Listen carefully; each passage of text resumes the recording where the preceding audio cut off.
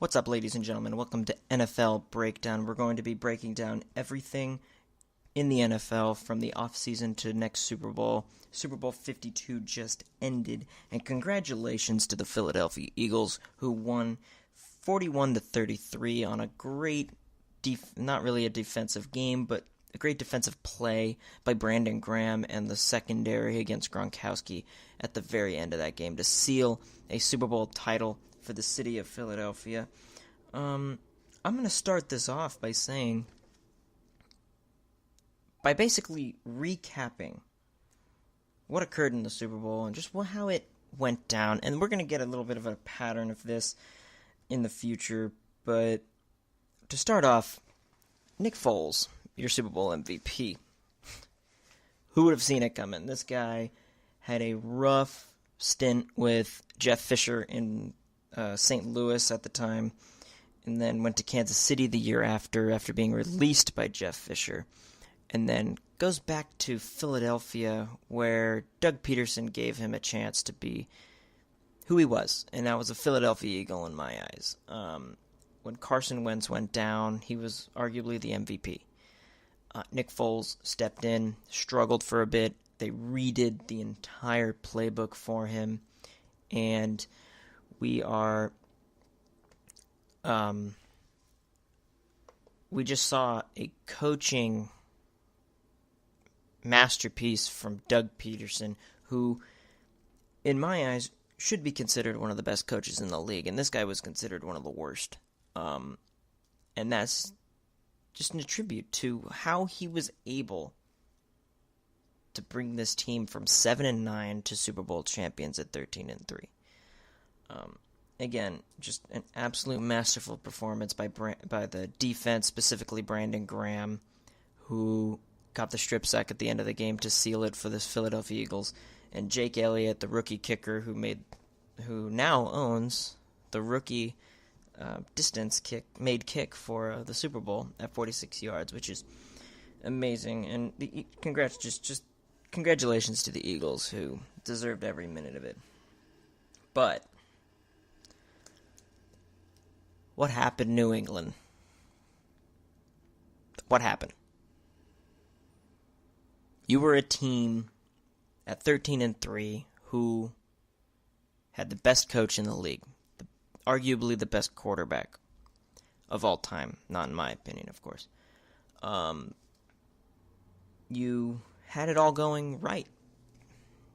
You were beating teams you had to beat. You almost lost to, Jacksonville, who I thought should have won.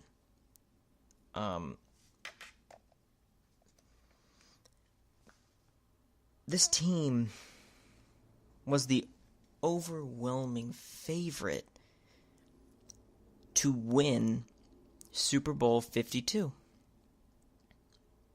That's after getting Brandon Cooks from the Saints. After getting Coney Ely, who was released before this season from the Panthers. And fresh off of beating the Falcons in Super Bowl 51, you do this. And I blame the coaches. Brady could have been better, of course. When you're always in a losing situation, when you're losing games, you could be better. You could be overall a lot better. But the defense did not show up to play, and that started with Malcolm Butler, who we'll get into in a little bit. It just showed you that what happened in Philadelphia was not a fluke. It won't be a fluke. Philadelphia is stacked and loaded, and I can find a list of players that are going to be on that roster through 2020, which seems far away, but this is 2018 we're talking about. And overall, it's just one of those times in New England where you think, why did everything go wrong when we were set for success? And I'll tell you where everything went wrong. Everything went absolutely wrong when Brandon Graham made the strip sack. Just imagine this. If Brandon Graham was not on the Philadelphia Eagles, Patriots fans, you would be 6-time champions. Tom Brady would have 6 rings. It would be undisputed he's the best quarterback of all time. Maybe. But that strip sack puts his legacy in question. And it puts the Patriots' overall legacy in question. We're talking about a team whose legacy was already questioned between Spygate, Deflategate, what was now, just all the tension and stuff that was going on before the Super Bowl, and how loose they were, almost atypically. They were not that, they were loose, but they weren't, really focused. I didn't feel like they were exactly focused in their goal, especially the coach, Bill Belichick, and in general, it was just one of those times where nothing worked. Nothing worked. The Eagles were able to really get down the field easy, and game plan was simple for them. The Patriots didn't have their starting middle linebacker in Dante Hightower, I think is his name.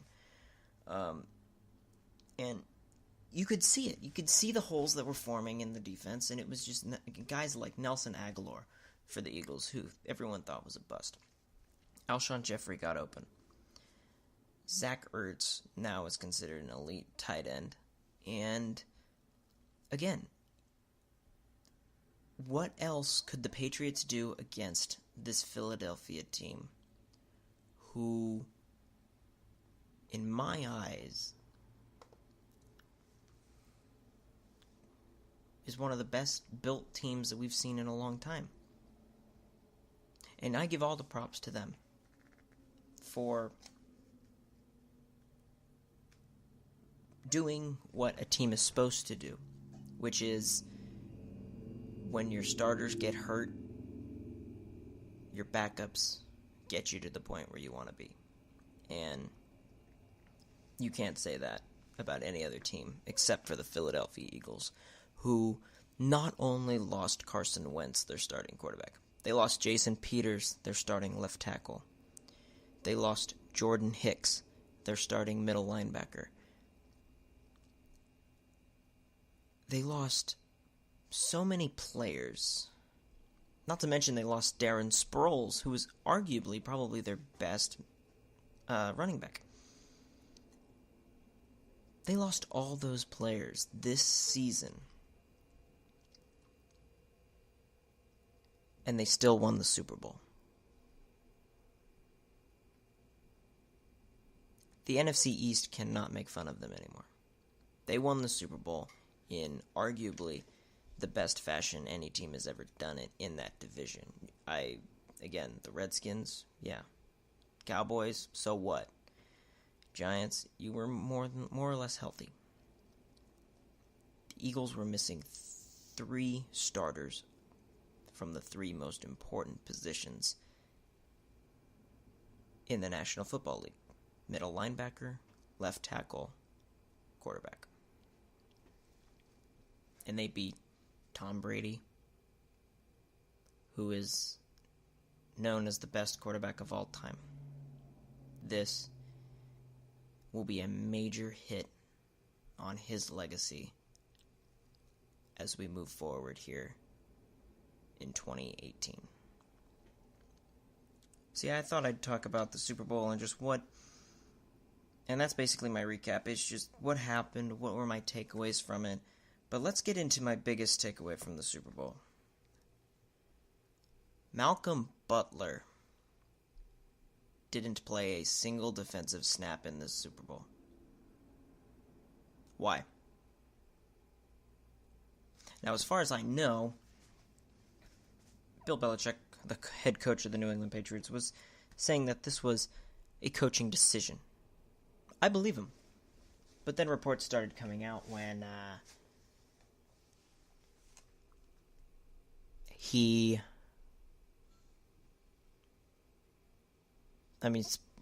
we're coming out about him doing drugs outside of the curfew, not showing up on time. He was there a day late, but he was sick. And there were there were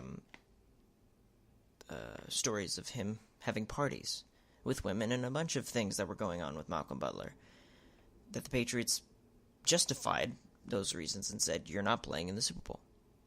But Butler tweeted out a couple days ago, and almost the entire New England Patriots team joined together and liked his post and said, this isn't true. And he basically wrote a goodbye letter to the New England Patriots and said, all of the ridiculous activities being reported are not true.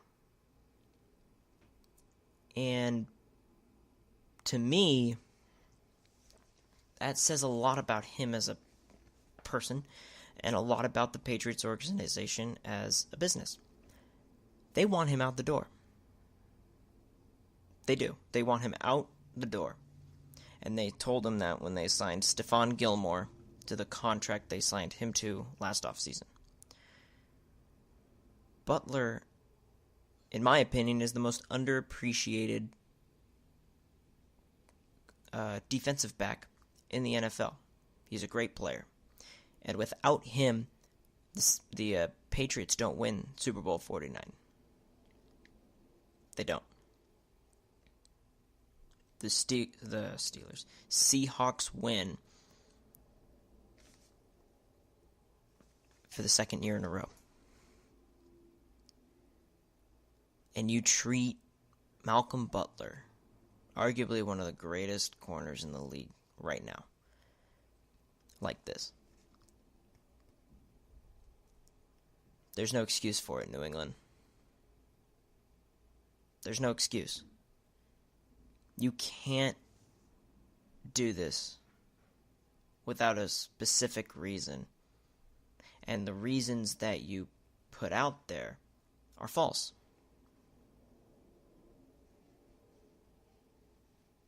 Malcolm Butler's going to go to a team, and he's going to get paid a lot of money because of his skill set and the way his teammates view him, or should I say viewed him, in New England.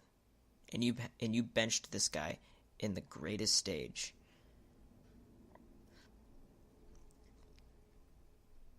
Come on.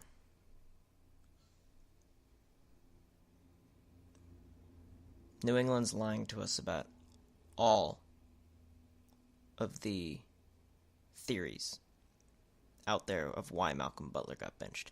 None of them are true. The main reason he got benched was because Bill Belichick didn't have faith in him performing in the Super Bowl. But this is the Super Bowl. This was his last game as a Patriot, most likely. And you did him like this. Come on. I hope Malcolm Butler gets paid a lot of money. But, yeah, so we're going to take our first break here. Hope you enjoyed the first 15 minutes of this show. And we're going to get into the next topic, which is Josh McDaniels and how he absolutely screwed over the Colts for the head coaching job. And coming up, we're going to a few quick notes about the NFC East and also some breaking news about a quarterback in the NFC West. Stay tuned.